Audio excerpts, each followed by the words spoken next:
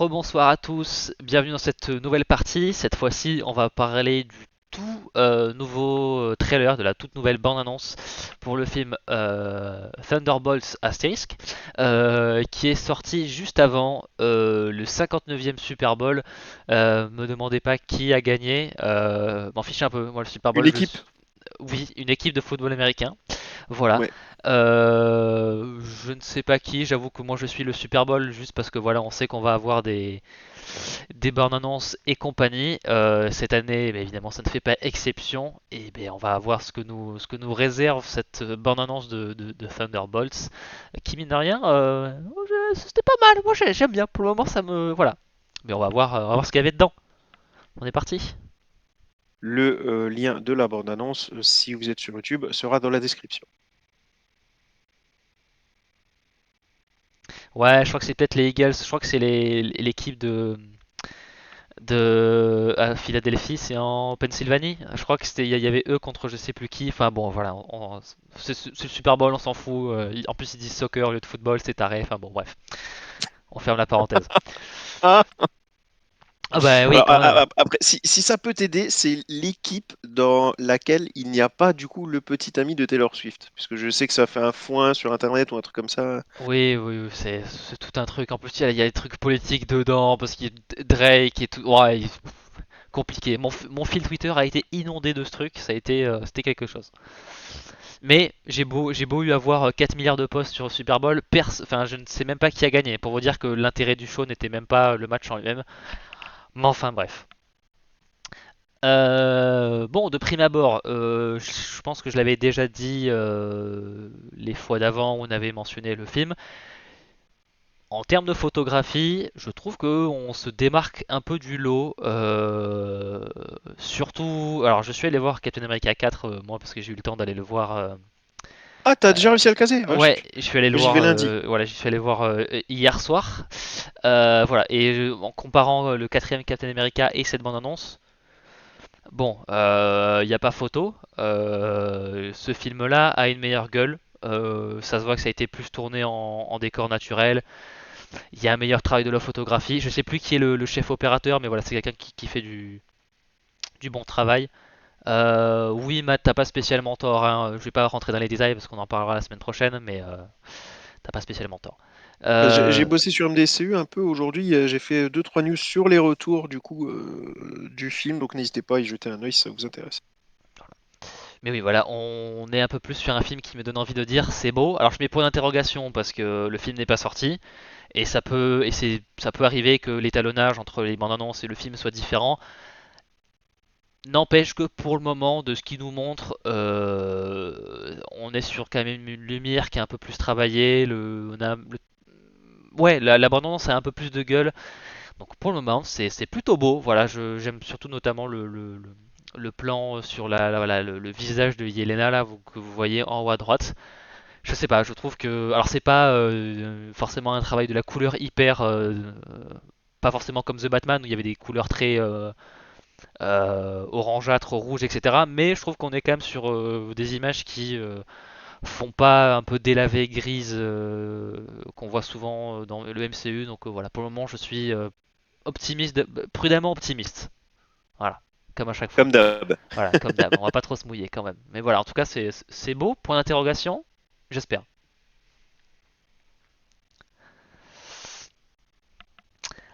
Bien évidemment, l'intérêt de la bande-annonce, c'est qu'on en voit un petit peu plus sur l'une des menaces, ou peut-être la menace du film. Le méchant très méchant, voilà pour voilà, le sketch des inconnus, hein, évidemment. Euh, et je vais pas m'avancer sur qui il est vraiment parce que je pense et j'espère que le marketing du film ne va pas révéler euh, qui est le méchant, sa véritable identité ou quoi que ce soit. Ce serait très dommage parce que je pense que ça enlèverait énormément d'intérêt au film, surtout pour ceux voilà, qui ne connaissent pas ce probable twist. J'en sais rien comment ils vont l'aborder, mais en tout cas, voilà, ça peut être quelque chose qui peut rendre un peu l'expérience du visionnage du film un peu plus intéressant que d'habitude. Donc j'espère qu'ils vont rester comme ça. Mais voilà, en tout cas, voilà, on a quelques plans on le voit un peu. C'est pas grand chose et c'est pas forcément très spectaculaire, mais on le voit juste voilà, en train de voir un hélicoptère se cracher ou devant la tour où se trouve probablement notre équipe et on le voit juste de manière un petit peu. On le voit pas faire grand chose, mais Ouais, c'était quand. assez expéditif le concernant. Ouais, ouais. Voilà, on le voit pas beaucoup, mais le peu qu'on voit, je trouve que ça a été efficace. On n'est pas sur les trucs les plus efficaces, mais juste la manière dont on le voit. Déjà, on le voit au-dessus de la tour dans les images du bas, ce qui est on le voit déjà dominer visuellement, donc ça déjà c'est pas grand chose mais ça marche bien. Et puis évidemment voilà il est tout en noir donc le méchant très très méchant. Euh...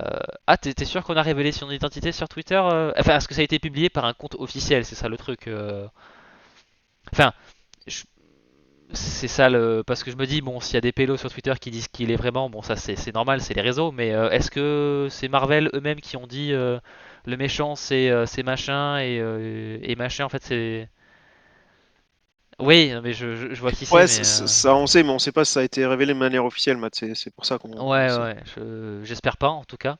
Euh, Mais voilà. En tout cas, voilà, pour l'instant, on a un méchant très très méchant qui est tout en noir, ce qui fait un peu cliché, mais je pense que voilà, la nature du personnage fait que c'est peut-être pas si cliché que ça. J'espère qu'ils le feront bien, mais voilà, en tout cas, un méchant très très méchant.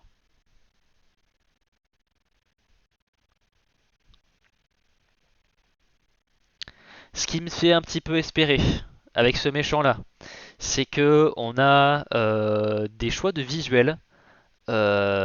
Qui Euh, était incroyable. Je te Oui, complète. oui, non, mais c'est ce que j'allais dire. C'était ouf, c'était complètement dingue. Voilà, donc j'ai commencé par bizarrement le moins intéressant, l'image du bas, où on voit voilà une espèce de c'est pas de ouais d'ombre. Oui, c'est vrai que ce cas-là, il parle des ombres, mais voilà une espèce de marée de ténèbres se diffuser à travers probablement Manhattan. Donc bon, visuellement c'est plutôt sympa et ça change un peu de l'armée alien ou robot typiquement qu'on voit souvent dans les films, etc. Donc c'était plutôt sympa, ça donne un peu d'envergure aux méchants, aux films, etc. Par contre, là où ça m'a vraiment marqué en bien, hein, pour le coup, c'est voilà, au moment où on voit ce fameux méchant utiliser sa main droite. Notez bien que je dis qu'il utilise sa main droite, c'est un détail à retenir. Il utilise sa main droite vers les gens et les gens en un instant vraiment se transforment ouais, en ombre sur le sol. Alors il y a un peu deux manières de voir un peu cet effet-là. Soit ça ressemble, ça fait un petit peu la manière dont la vitesse où ça va, ça peut un peu rappeler notamment.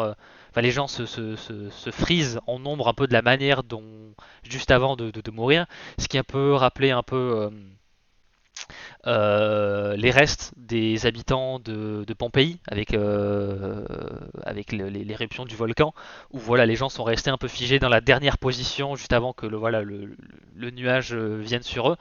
Euh, mais le premier détail auquel moi j'ai pensé, ces types d'ombres très marquées, très genre noir ébène, sur un peu un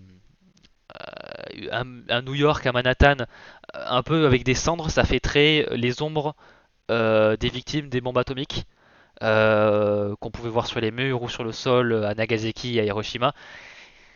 Et ben, mine de rien, c'est très efficace. Enfin, je trouve que visuellement, c'est. Je pense que si vous pensez à ça, mais même si vous pensez pas forcément à ça, je trouve que c'est un visuel qui marque. Alors si vous pensez voilà à toute l'imagerie des victimes des bombes atomiques, etc. Encore plus peut-être. Mais je pense que rien que les faits où il y a pas vraiment de bruit, il n'y a pas vraiment de bang, de boom, quoi que ce soit, c'est juste il lève sa Et c'est main ça qui est et flippant en paf, plus. et ça arrive sans avant-garde, sans prévenir, etc. Et d'un coup, tu voilà, c'est voilà l'effet de surprise plus l'imagerie très marquante, c'est très ancré dans notre histoire à nous. Je pense que c'est un très bon choix et potentiellement le côté bombe atomique. Je sais pas comment ils vont expliquer les pouvoirs du méchant, etc. Mais peut-être qu'il y a un lien, je sais pas, on verra. Mais voilà, en tout cas en termes de visualisation de pouvoir et de menaces, je trouve que ça marche très très bien. Très bonne idée. Franchement, ces scènes m'ont vraiment mis une claque à titre personnel. Faut savoir que, franchement, bon, moi déjà, c'est pas systématique que je regarde les bandes annonces. D'habitude, j'essaie de les éviter. Bon, bah là, par la force des choses, je trouve ça quand même super intéressant d'en débattre. Bah, mais pour en débattre, je suis bien obligé de les voir. Donc, du coup, j'ai un peu changé mon fusil d'épaule à ce sujet et je regarde un peu plus de bandes annonces, notamment qu'il faut qu'on en débatte. Mais par le passé, je regardais aussi un peu plus. Et si je me suis calmé, c'est parce que bah, déjà, je veux vraiment l'intégralité de la surprise du film, mais aussi parce que je trouvais que les bandes annonces n'avaient souvent rien d'exceptionnel et reflétaient de moins en moins le film, en fait, que je compte aller voir. Et là, du coup, autant bah, là, franchement, ça faisait longtemps, mais je me suis vraiment surpris à faire wow. Parce que c'était vraiment, vraiment impressionnant cette scène. J'ai vraiment hâte de la voir au sein du film. Ça va être, je pense, un grand moment.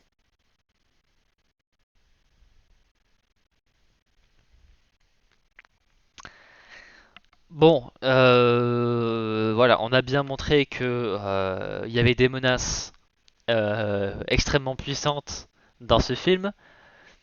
Ma question est, et c'est aussi d'ailleurs la question que se posent les personnages dans le film, ce qui me rassure un petit peu, parce que vu le personnage que je... Oui, enfin c'est sûr que ça va être ce personnage-là, mais ils vont voilà faire affronter nos héros contre ce personnage-là, qui a une puissance méga craquée, hein, méga cheatée, hein, qu'on pourrait un peu peut-être comparer à celle d'un Superman par exemple chez DC. Donc voilà, qu'est-ce que 5... alors attends, on a quoi? On a un 2 trois. On a 3 super soldats, une femme qui peut traverser les murs, une ancienne Widow, et une femme qui peut copier un peu l'arsenal, les mouvements de ses adversaires. Voilà, qu'est-ce que vous voulez, qu'est-ce que des gens comme ça peuvent faire contre un Superman méchant, grosso modo? Je ne sais pas, mais si l'abondance pose aussi cette question de manière diégétique, je pense qu'ils vont essayer d'amener des moyens un peu de les mettre sur un pied d'égalité. Donc voilà, je pense que j'avais un peu de crainte Sinon, là-dessus. ça va être en mode manga, ça va être le pouvoir de l'amitié, tu vois. Oui, et non, enfin ce serait pas, ça peut peut-être passer Et dans vu les qu'ils sont animés, pas mais trop potes, en plus, en plus, à la limite, il y a le Red Guardian et Yelena, bon, ils sont de la famille, donc c'est des potes plus plus, la famille. voilà, mis à part ça, on sait pas trop. Et voilà, j'ai mis l'image du haut, alors on voit pas trop, mais c'est le moment où on a un personnage qui utilise sa main gauche, hein, voilà le détail de la main droite. Cette fois-ci, il utilise son autre main. Voilà, où on voit ce personnage. Donc, on sait qu'il parle d'un personnage qui a deux mains. Mais oui, mais le fait que Le choix se restreint. c'est qu'avant on le voyait. Avant, on va dire qu'il était, on va dire qu'avant il était habillé tout de noir, il utilisait sa main droite. Maintenant, on voit qu'il a un bracelet plus argenté avec un bout de costume jaune et on voit qu'il est blond aussi. Et là, on voit ce personnage-là utiliser sa main gauche qui est pas la même. On pourrait presque même dire qu'il y a une certaine dichotomie entre ces deux côtés. Je dis ça, je dis rien. Euh, mais voilà, et on le voit voilà expulser Red Guardian à une vitesse inimaginable. Voilà, ce qui montre bien que Ouais, c'est pas faux. on a des on a des J'étais personnages. obligé, avec ton dichotomie, j'étais obligé. C'est vrai. Voilà, donc on a des personnages dans ce film qui ont des niveaux de puissance complètement permacraqués, hein, voilà, dignes de DBZ presque limite. Donc voilà, on va devoir voir un peu voilà 5 un peu losers essayer de se taper contre des gens comme ça, à voir ce que ça donne. Jusqu'à présent, de ce qu'on a vu des bandes annonces, les scènes d'action ont l'air plutôt cool, donc j'espère qu'ils ont un peu pensé à leurs scènes d'action en termes de chorégraphie, de manière de penser les histoires dans les combats, etc. Donc voilà, je reste là aussi prudemment optimiste. Euh, mais bon, pour le moment, ça va. Bah, Euh, ce que j'ai aimé au niveau des affrontements, je rebondis vu que tu en parlais, c'est que ils étaient autant érigés en héros que malmenés. Du coup, c'était plutôt cool. Bon, encore une fois, ça montre l'importance de l'adversaire qui va être dans le film, donc déjà, mais ça montre aussi le côté, il suffit pas de se mettre ensemble pour faire des miracles, quoi. Surtout que bon, on le sait, malgré tout l'amour que j'ai pour le Winter Soldier, ce sont ce que les gens appellent communément et de manière assez négative des seconds couteaux du MCU. Euh, mais moi, personnellement, voilà, je les ai trouvés d'ores et déjà attachants. Et je trouvais même qu'ils ont réussi un peu déjà à me convaincre dans le sens où j'avais peur que Sébastien Stan doive porter le film sur ses épaules. Parce que bah, c'est vraiment le plus important, on va dire, par rapport à son poids au sein du MCU. Mm. Donc j'avais vraiment peur qu'ils doivent un peu porter l'ensemble du film, alors que bah, pas du tout. De ce que l'on voit dans la bande-annonce, déjà, il n'est pas forcément plus ou beaucoup plus mis en avant que les autres, mais en plus, rien qu'avec cette bande-annonce, on voit que clairement les autres sont pas juste là pour taper les cartes, quoi. Donc non, Mm. c'est vraiment cool. Ça fait plaisir à voir. Il y a vraiment moyen que ça marche. Franchement, c'est assez. Dans un sens, c'est assez marrant, hein. Je sais plus qui l'a dit sur le chat, mais c'est vrai qu'au final, la bande-annonce est sortie un peu en parallèle ou à 2 jours près en même temps que du coup le film Captain America 4. Et quand on voit du coup la bande-annonce et que les gens disent ah ça a l'air pas mal du tout, il y a moyen que ça marche. Et à l'inverse que Captain America 4, c'est entre le moyen et le décevant pour l'instant au niveau des retours. Mhm. C'est vrai que c'est assez intéressant quoi. Mais oui, Matt nous parle de l'absence des Avengers. Allez, parfaite transition avec la slide en plus. Je pense que la présence de Valentina Allegra de Fontaine va un peu nous expliquer du pourquoi, du comment. Et puis voilà, on sait que du coup que c'est elle qui a racheté la tour des Avengers. Et je pense qu'ils vont un peu étudier le côté. En plus, elle dit hein, que les Avengers ne viendront pas. Et je pense que avec son personnage là, ils pourront un peu expliquer le pourquoi du comment euh, à ce niveau-là. Et puis bon, on sait qu'elle est un peu. Alors on sait pas vraiment quel est son rôle parce qu'il me semble que dans les comics des Fontaine, c'est une des Madame Hydra. Hydra n'existe plus dans cet univers-là. Mais on sait voilà qu'elle fait des trucs pas très très nets, un petit peu louches. Donc je pense qu'elle fera en sorte que les Avengers. En plus, on sait même pas s'il y a vraiment. Enfin, c'est un peu un des échecs du MCU, hein, mais est-ce que vous savez s'il y a des Avengers encore en ce moment dans le MCU? Ben on sait pas. On sait pas qui est dedans, on sait pas s'ils sont opérationnels. On sait que, alors, je vous le dis, c'est pas un très grand spoiler. Voilà, on sait Captain America dans Captain America 4 est opérationnel, hein, il se déploie dans des missions, etc. Mais on sait pas vraiment le statut des autres héros, etc. Donc c'est un peu le flou. Voilà, mais on sait quand même que voilà, Desfontaines a récupéré la tour des Avengers. Pourquoi, comment, on sait pas trop quoi. Est-ce qu'elle compte, est-ce que c'est elle qui va former les Thunderbolts? On sait pas trop. Là pour le coup, c'est purement de la spéculation. Mais voilà, je pense qu'un peu tout le côté, voilà, comme le disait Matt, de pourquoi on va pas intégrer certains héros dans ce récit-là, surtout au vu de la menace éventuelle que le film mettra en scène. Je pense que c'est un peu voilà le personnage qui va dire non, je fais en sorte qu'ils soient occupés ailleurs, ou ils sont dans l'espace, ou je sais pas quoi. Donc voilà, je pense qu'à ce niveau-là. Et puis on a enfin la réponse de à qui est la tour, hein. Voilà, c'était annoncé depuis Spider-Man Homecoming, donc 2017, je crois, il me semble, Homecoming. Donc ça va faire 8 ans quand même. Voilà, je pense que certains de tes enfants n'étaient même pas nés à l'époque d'Homecoming. Aucun. Ah bah et voilà. Il y a Donc 8 ans, ah bah, voilà. aucun. Voilà. Donc le mystère de qui a racheté la tour des Avengers est plus vieux que tes enfants. Ça fait quand même longtemps. Pas trop longtemps, je Ça veux fait pas te vieillir. longtemps. Oui, s'il te plaît. Voilà. Alors, avant qu'on aille plus loin, je vois qu'il y a Matt qui pose une question que je me suis jamais posée, alors que je pense qu'elle est assez légitime. Au bout d'un moment, il faut Mhm. quand même se la poser. Bah pourquoi cet astérisque à Thunderbolt au final? Alors lui, par contre, son hypothèse me fait flipper, hein. Lui, c'est en gros parce que l'équipe Thunderbolt pourrait se faire décimer en plein milieu du film. J'aime pas du tout cette hypothèse, mon cher Matt. Ça me fait peur. Pourquoi Mais ça en tout cas, pourrait oui, faire pourquoi peur? cet astérisque? Alors, je sais pas. En plus, il y a certains éléments qui pourront, en fait, qui moi peuvent m'avancer sur mon raisonnement, mais qui sont liés au quatrième Captain America. Parce qu'évidemment, les Thunderbolts dans les comics sont nommés. Parce que enfin, dans les comics, les Thunderbolts sont une équipe un peu lancée par le général Ross. Donc, son surnom c'est Thunderbolt. Euh, Ici, ça n'a pas l'air d'être le cas pour la version MCU.